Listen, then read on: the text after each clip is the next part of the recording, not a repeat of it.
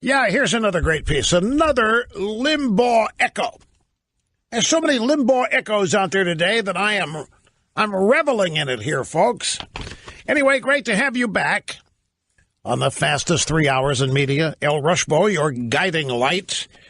Times of trouble, confusion, murkiness, tumult, and now victory. As well as America's real anchorman and truth detector. All combined in one harmless, lovable little fuzzball. Happy to have you. 800-282-2882 if you want to be on the program. By the way, from thehill.com, headline, Left Says Democrats Caved on Shutdown. Progressives are hammering Chuck U. Schumer for his agreement to end the government shutdown today. Even House Minority Leader Nancy Pelosi has spoken out against the deal, saying there was no reason to support it. Pelosi said, I don't, what? I'm good, I'm fine, okay, I don't see there's any reason. I'm speaking personally and hearing from my members. To support what was put forth, I don't see any reason for it. Pelosi is anti this. Activist, it says here, took an even harsher tone.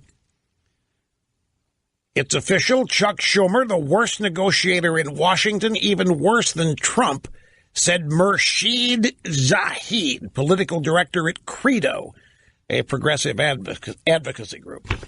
This is kind of cool to see the left all ticked off at their side for a change. Don't you think? I knew it had to be. The Republicans offered Schumer everything. In fact, given the radical nature of Schumer's base, we keep hearing about the Trump base, all these so-called populists and how they demand this and demand that, and Trump can't do the right thing because he would make his base man. Let me tell you, he's a prisoner of his base, and that's Schumer. Now, and something tells me that Schumer is not the radical that his base is, but that may not be true anymore. I have to be honest, and I've admitted to being naive on countless occasions in this program. And I look at some of these Democrats, just look at them. Like, one of them comes to mind is Chris Van Hollen. He's a former member of the House of Maryland. Now he's a senator. And I look at these people. He's just an example. I look at Joe Manchin. He's on Fox right now. But take your pick. Sheldon Whitehouse, John Kennedy, all of these Democrats, the idea that they individually and personally are as radical as the people who vote for them is a tough thing for me to connect. I don't doubt they're liberal. Don't misunderstand. The kind of radicals I'm talking about, the radicals that hate this country, that are intent on whatever you want to call it, overthrowing or transforming or changing or what have you. These are people that genuinely do not like this country, primarily because they feel left out.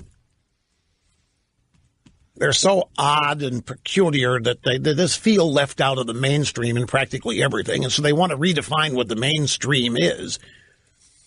And they have, over the years, the way they've been educated and raised, they have just developed a poisonous hatred. And Schumer, chronicling his career, talking about him for 25 years, is in the House. Now, I know these guys are full-fledged Democrats, but to believe that they are as radical left as the Black Lives Matter group, for example, or as radical left as George Soros, now they vote for it, so I guess it's 6 of one, half dozen of the other.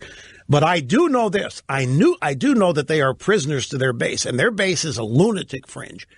The Democrat base is the lunatic fringe that has become the Democrat mainstream. And they are fed every day by the media. The media builds them up. The media promotes them. Mainstream left-wing radicalism is what's being passed off now as moderate mainstream Democrat. And they wanted Schumer to stick with this until Trump cried uncle. All they are about right now is getting rid of Trump.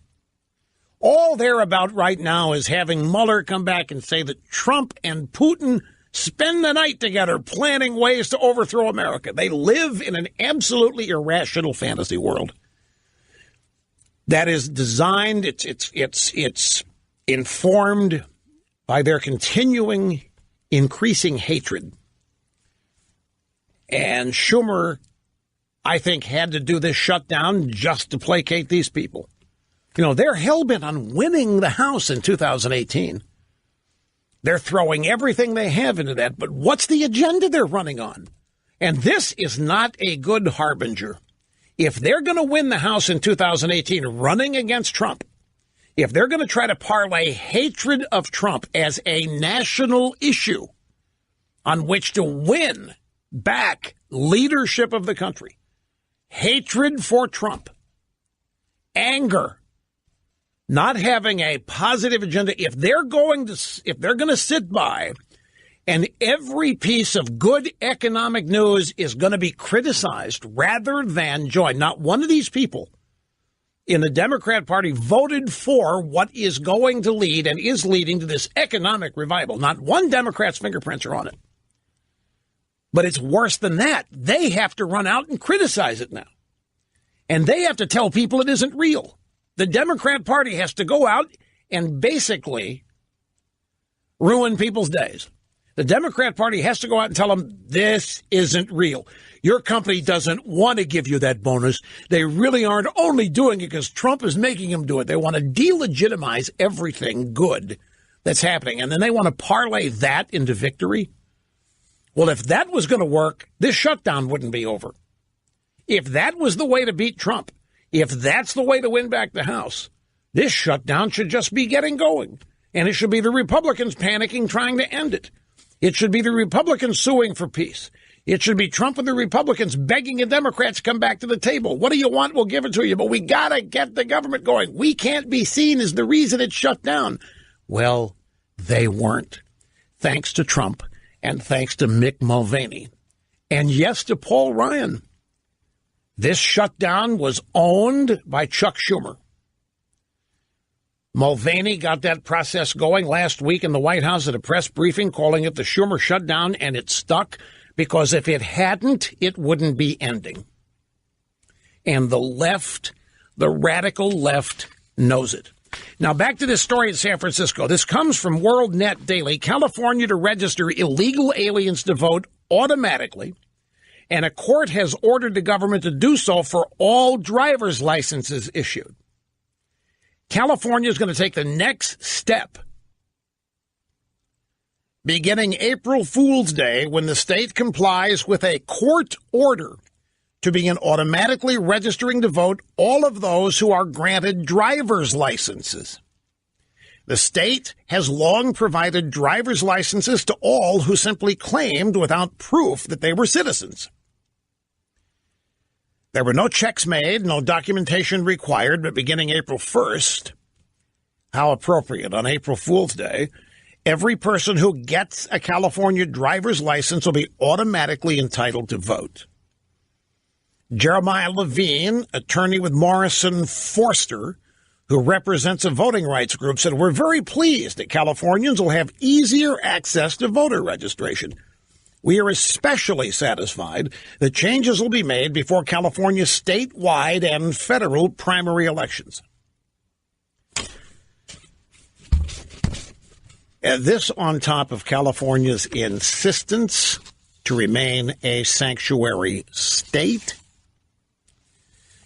Lindsey Graham said, in the state, this is a state, the South Carolina newspaper called The State, and the date of this is, I don't know. But the headline, Graham says shutdown is going to get a lot worse, directs blame at White House. I wonder how Senator Graham feeling right now. Graham used Twitter on Sunday to send a message about who he sees as the problem. And it isn't Trump, and it isn't the Chief of Staff, John Kelly. It's Stephen Miller. Lindsey Graham tweeted, President Trump has expressed a desire to have border security with compassion on immigration. General Kelly is tough but reasonable. Some other staff in the White House hold extreme, unrealistic views. They hold us back from getting a solution. Shortly after his message went out on Twitter, Graham was more specific. As long as Stephen Miller is in charge of negotiating immigration, we are going nowhere. He's been an outlier for years. There is a deal to be had. The White House fired back at Senator Graham. Hogan Gidley, White House spokesman, said as long as Senator Graham chooses to support legislation that sides with people in this country illegally and unlawfully instead of our own citizens, that's when we're going nowhere. So the Democrat Party and some Republicans went all in on illegal aliens. Call them dreamer kids, DACA kids, what have you. The Democrat Party went all in on people who are not citizens at the expense of people who are. And the question needs to be asked over and over again. Why do these people want to immigrate to this country less than the best? The old argument about a meritocracy. If we're going to have immigration, which we do, why not bring people in who are going to be assets, who want to be Americans, who are going to help this country continue to be great and grow, rather than people who are going to be a burden to the American people? Why would you want to do that? And the answer is very clear. The Democrat Party, for sustainability, needs a permanent bunch of people who cannot provide for themselves because they don't know how, they don't speak English, they don't read or write, and they're not going to learn anytime soon. But they're going to be registered to vote, see, like they're doing in California. There's a story. Stephen Dinan has a great piece today in the Washington Times. Actually, it ran yesterday. And it really is a good think piece. How illegal immigrant dreamers amassed power to force a government shutdown. And when you look at it that way, it is incredible, is it not?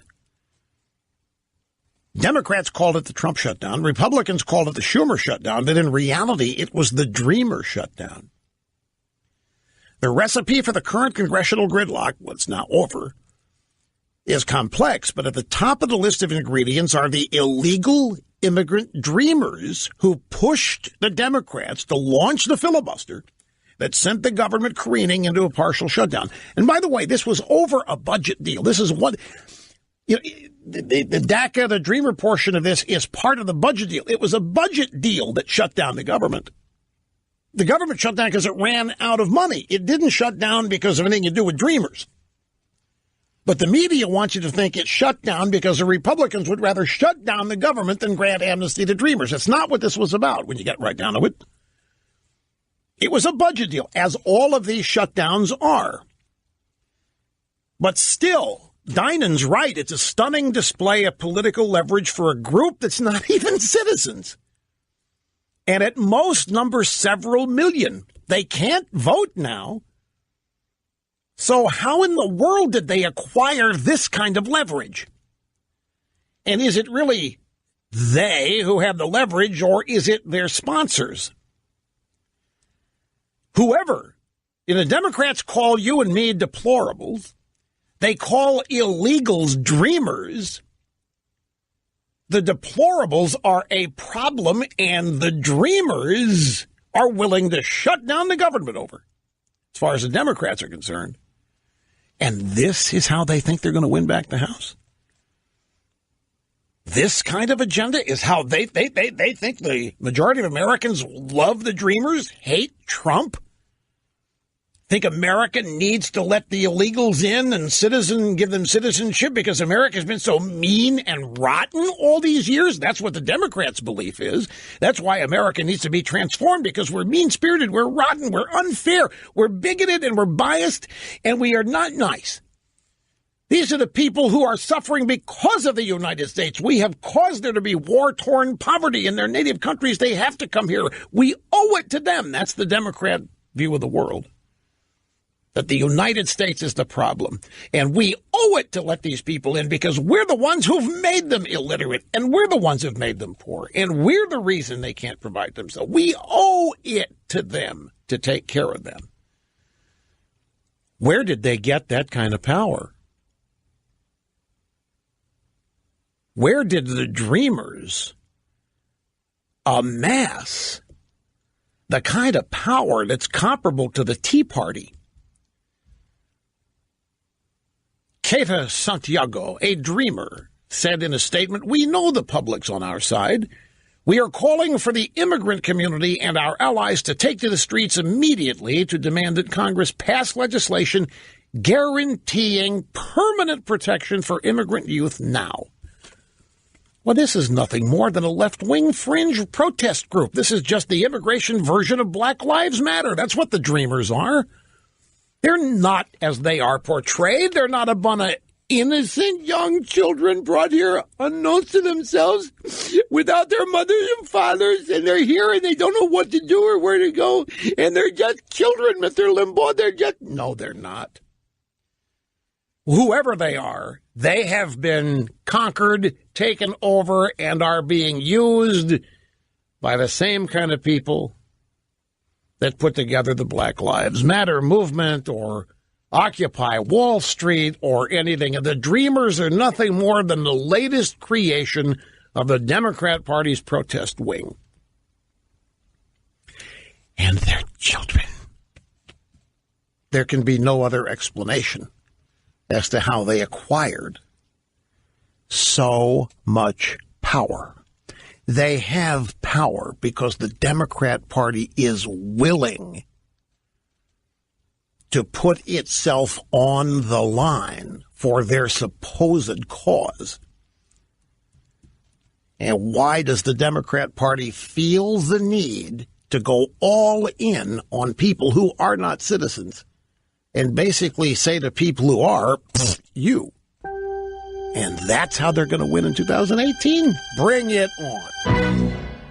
Look at this headline from the Washington Times today. Dreamers reject compromise to reopen government. Who are we talking about here? Dreamers? The kids? These young, helpless kids were brought here against their will or without their parents or however. The dreamers are demanding the Democrats reject. You realize this shutdown didn't last as long as the Martin Luther King 3-day holiday?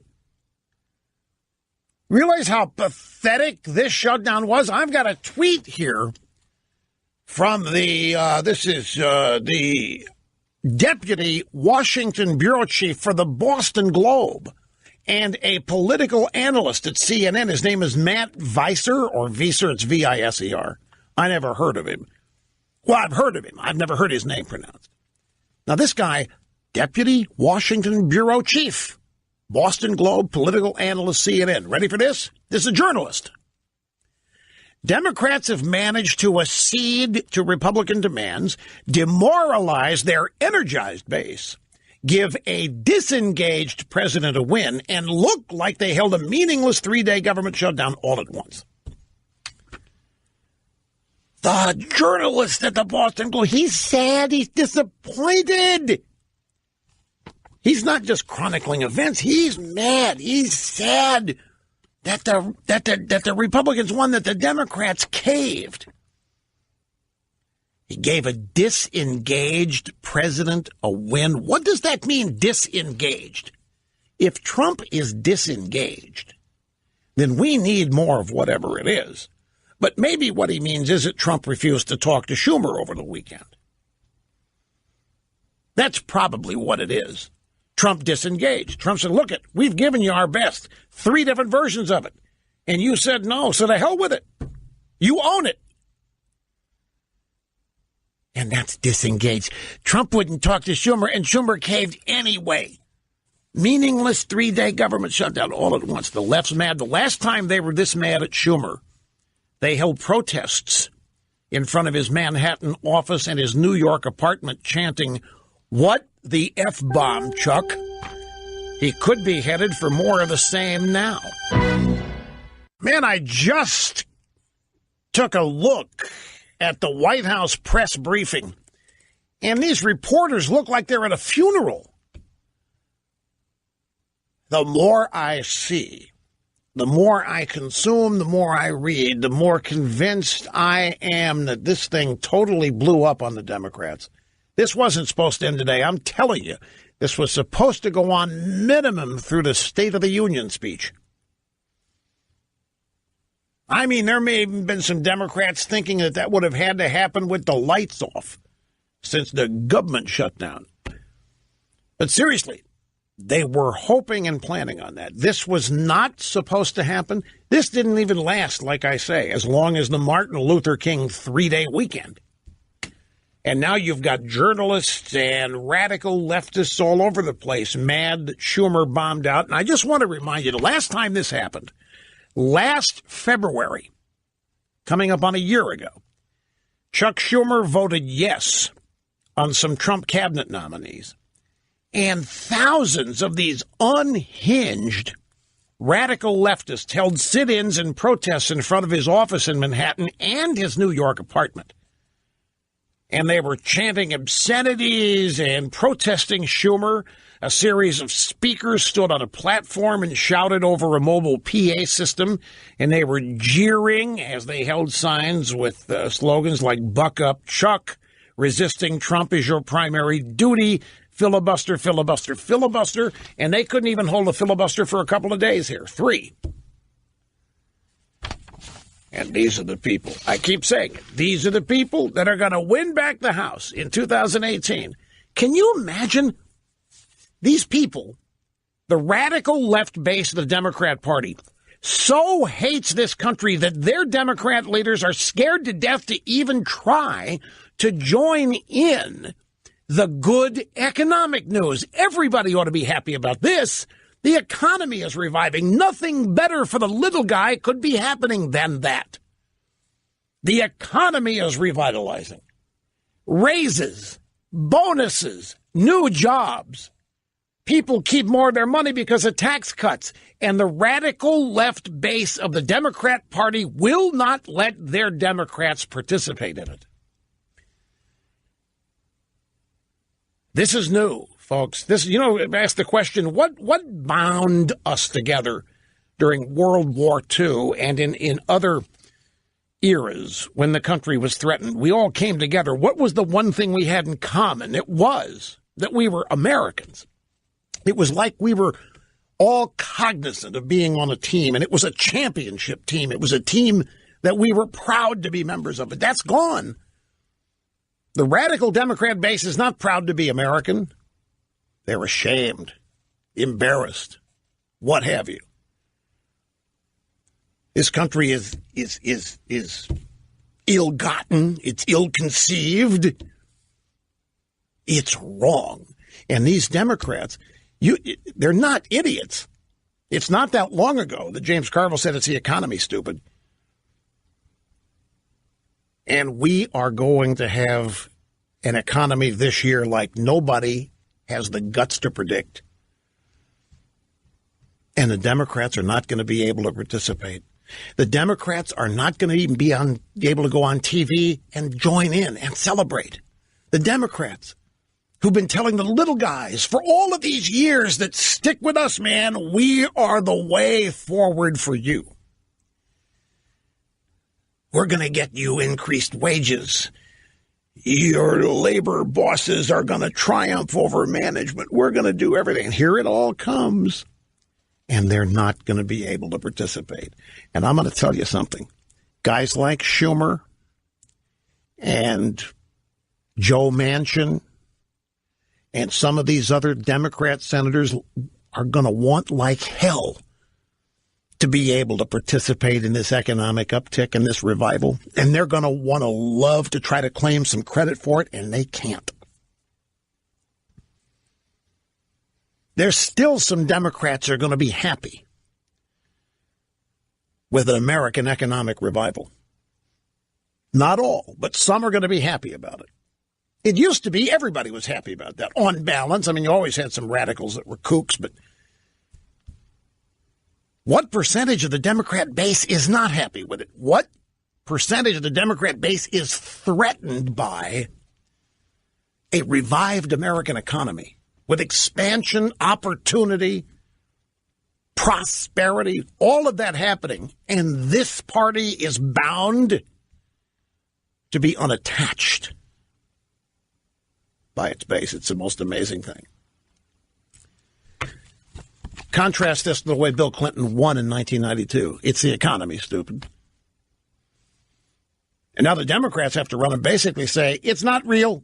This is a phony economy. Trump's, it's not real. You're not really getting a wage increase. You're not really getting a bonus. This is just a trick. It's just that's what Pelosi's already trying. All of this is just a trick. It's just a trick. You're getting crumbs.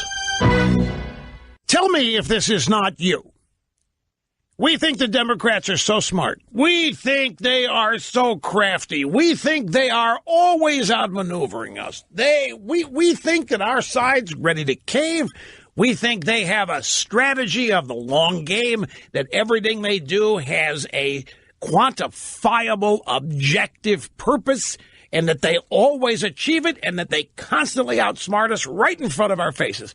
When the truth is, in this instance, they threw it up against the wall and hoping it would stick. They didn't have an end game. Their end game was hope that hatred for Trump would generate support for what they were doing. They hoped that the media would continue to carry their water and promulgate continued hatred for Trump. They thought Trump refusing to talk over the weekend would undoubtedly help, because they could portray Trump as somebody who didn't even care what's going on, may not even know what's going on. He's an idiot. He's not all there. He's out of his league. How many of you think the Democrats are invincible in this kind of stuff?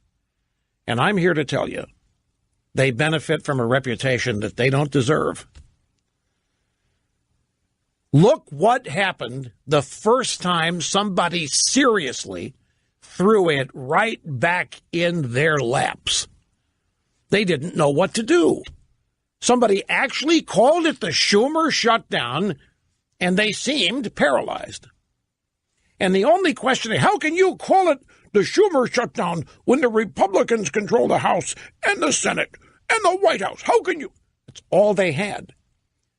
Here's a tweet from Brit Hume. And I think this probably exemplifies the Washington establishment. I doubted it was possible, but the Democrats have actually lost a shutdown fight. Schumer has agreed to end the filibuster in exchange for nothing, practically nothing. Make no mistake, Schumer and the Democrats caved. What a political fiasco. Trump just refused to keep working with the Democrats. He said, I've offered you 3 different ways. Everything you want, you say no. Fine. You own it. If it's great, if this is what people want, you own it. It proves this is not what people wanted. It proves that the Democrats are not in touch with the majority of Americans, nor is their base. And I think in this case that they didn't have an actual endgame strategy. What were they going to get out of it? What was their objective? Was it actually amnesty for the Dreamers? I don't think so. Because they were offered that. Their objective was to humiliate Trump. Their objective was to have all of this blamed on Trump, like the media always helps them blame it on Republicans. But Trump didn't even let the blame get anywhere close before he and Mulvaney aimed it right back at them. They ended up choking on their own accusation. And folks, it is a big thing that the Democrats cannot now participate in any coming economic growth. They cannot. They didn't vote for it. They voted against it. They are not worthy of you thinking they're invincible and unbeatable. They're not worthy of you thinking that they outsmart us and are 2 or 3 moves ahead of us in every issue. They aren't. They can't be. Folks, their minds are literally poisoned with hatred. There's nothing uplifting or positive about hatred, especially hatred that does not fade. Theirs only intensifies as every effort to destroy Trump and get rid of him fails. Their hatred and that of their base continues to amplify, become more intense. It's destroying them. It's destroying their perspective. It's destroying their public mood. They're categorically incapable of even expressing happiness or joy or contentment over anything in this environment. And I guarantee you, if something does come along that makes them happy and fills them with joy, it's going to be something detrimental to America. And that is not going to help them. We're not living in the days of Obama anymore. And maybe we never really were, but we're certainly not now.